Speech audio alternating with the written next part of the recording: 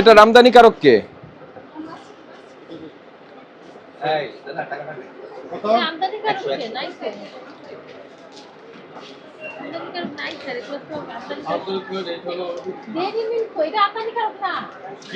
Star কি আমদানি করে?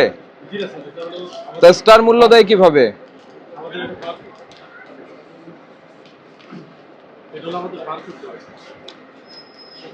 বারকোড দেয়া হোক, কিন্তু আপনার তো দেয়া হয়েছে ওই মেশিনকে রিড করার জন্য, আর মূল্য আপনি এটার মধ্যে কেমনে দিচ্ছেন? এটা তো হচ্ছে আমদানিকারক দিবে।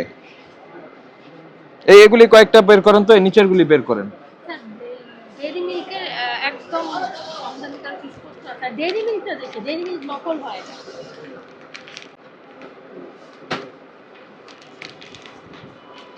তো স্পষ্ট আমদানিকারক থাকে না, স্টার বেকারি কেন এগুলি নিয়ে আসবে?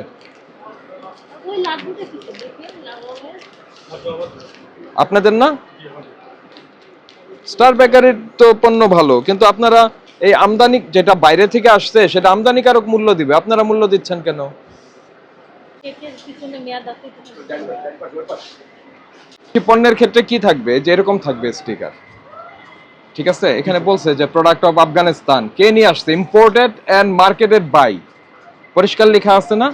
আপনার ওইটার মধ্যে ওইভাবে থাকতে হবে, বুঝতে পেরেছেন? আর এই যে পাউন্ড কেকটা দিয়েছেন, আপনি দেখেন যে এখানে প্রোডাকশন ডেট থাকবে, আছে?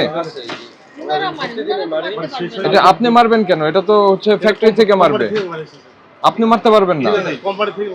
এটারটা কোথায়?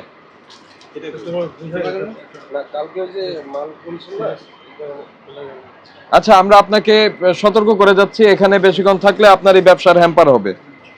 আপনাকে আমরা সতর্কতামূলক ভোক্তা অধিকার সংরক্ষণ আইনের 37 ধারায় 5,000 টাকা অর্থদণ্ড করছি। আপনারা এগুলি ডিসপ্লে থেকে সরিয়ে ফেলবেন। আমি স্যাম্পল দেখিয়ে দিলাম, এভাবে আপনারা এই করবেন, ঠিক আছে? এটা দেখাবেন যে এইভাবে দিতে বলছে। যান, জরিমানা পরিশোধ করেন। এই সিরাজুল্লাহ দ্রুত করবেন। এটা মাফের কোনো বিষয় না, এটা আমি সত্যি কথা বলতে যখন শুনলাম যে আপনার এটা স্টার, আমি এটাই আশা করি নাই যে এখানে আমদানিকারকের তথ্য থাকবে না। মেয়াদ দেওয়ার কথা, কিন্তু এটা কি হয়েছে কে জানে। আচ্ছা, আরো দুই একটা বের করেন তো ভাই। এই যে এটা একটু বের করেন, এই যে এটা এই পাশেরটা, এই যে এই পাশে উপরে উপরে, এই যে উপরেরটা।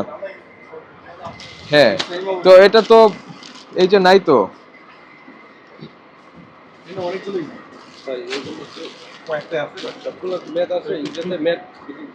মানে ইন্টেনশনালি আপনার এটা দিচ্ছেন না। এখানে লম্বা এই সারিতে সব কয়টারই নাই, তাই না? মানে এইটাই দেয়া আছে, এইটাই দেয়া নাই কেন? ভুল হয়ে গেছে। এই বিষয়গুলি স্টারের কাছ থেকে আমরা আশা করি না, ঠিক আছে?